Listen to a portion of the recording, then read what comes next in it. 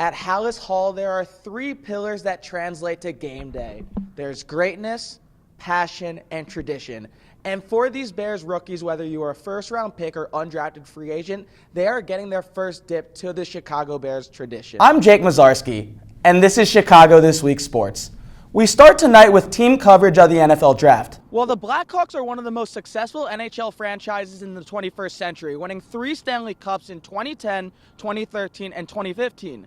Though recently success has been hard to come by, the Blackhawks have missed the Stanley Cup playoffs in 7 out of the past 8 seasons, including this year when they were eliminated from the postseason for the 5th straight year. It has been an exciting offseason for the Chicago Bears. It started with what principal owner George McCaskey called hiring the most popular and best coach in Ben Johnson.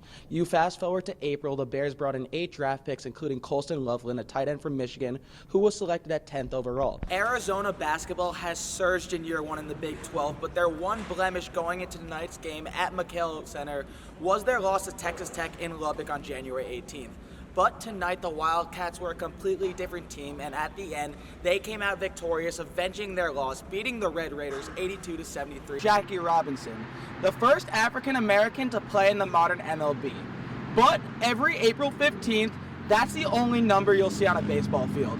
Both on the north side and south side of Chicago, number 42 was honored.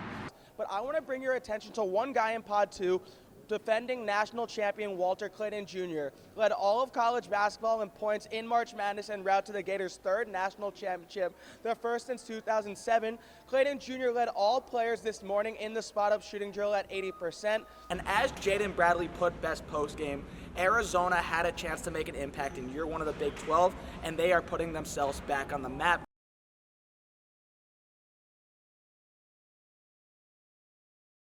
Every April 15th, there's only one number you'll see on an MLB field: 42. That's because of Jackie Robinson. His story must be told because it integrated the leagues, it integrated the nation, and it rippled throughout the universe. Robinson's legacy was celebrated on both sides of Chicago. Jackie Robinson himself, he went through milestones and just hurdles just to be able to play. So for me, when I go to a game, I mean, it's everybody that gets to play. It just shows how important baseball is to every single baseball fan out there. On South Side, there were plenty of people honoring Robinson as the White Sox took on the Athletics. His legacy always carried on to that, but I mean, just knowing that he was allowed, he was able to just do it and just clear out all those negative thoughts and everything, and just still continue to do what he loves is pretty great. Though the Cubs were on the road on April 15th, they held their own day for Robinson on Friday against the Diamondbacks. Well, I like that the MLB celebrates it, but I really like that the Cubs did their own individual celebration at Wrigley. Right. So I think it's important for the local people here in a home game to see that. I think the players really like playing on this day too. Whether in Chicago or anywhere in America, Robinson's impact on baseball will forever be remembered. Shout out to Jackie Robinson for paving the way. Shout out to him for showing them that sports are about fun and connection and not about It's color, about Jackie okay? Robinson. In Chicago, Jake Mozarsky, Chicago This Week. Not get high. Woo! Yes! Bear down! Let's go! For the first round of the NFL Draft, Bears fans packed Soldier Field to watch the team's selection.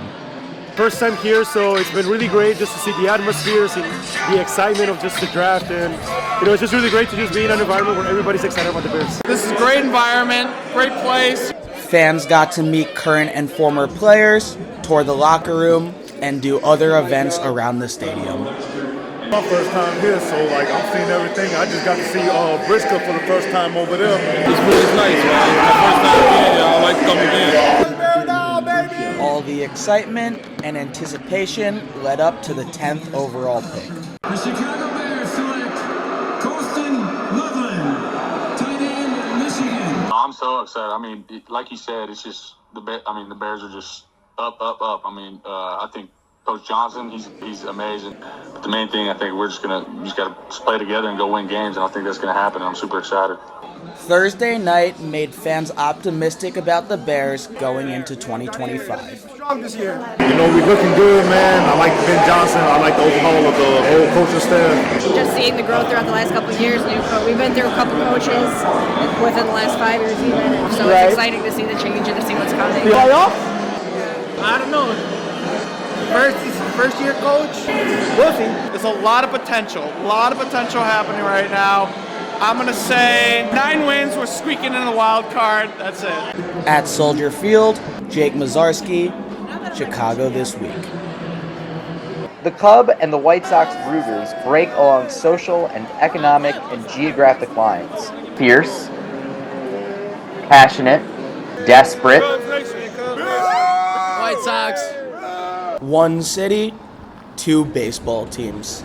The Cubs and White Sox met at Wrigley Field for this year's edition of the Crosstown Classic, and fans did not mince words about each other. Go Cubs, boy, out Cubs. Go White Sox. Listen, you know what I mean? Still love you though, bro. Yeah. We don't love them though. We don't love them.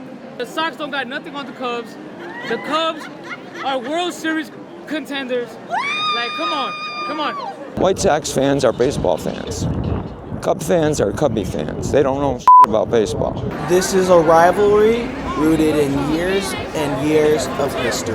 There is definitely a social and economic and also a racial impact and a racial difference between the South Side and the North Side, and the way that those dynamics play into things in the city that have nothing to do with baseball, but might play into how we have an identity as baseball fans. Chicago has its hands in the founding of the National League and the founding of the American League. That's how far back we go, and that's how long we've been rooting for baseball. Fans showed how passionate they were about their teams. We're the Cubs, man. We're the last one to have won the series. And plus, the North Side, the friendly confines of Wrigley. I love this city. I love Wrigleyville. We're here, it's home. After the 162 season, we go through the good and the bad. But no matter what, White Sox fans show up. W's all the time. What do you see when we win? We're going to get some things fixed for July. We'll see y'all there. In Chicago, Jake Mozarsky, Chicago This Week.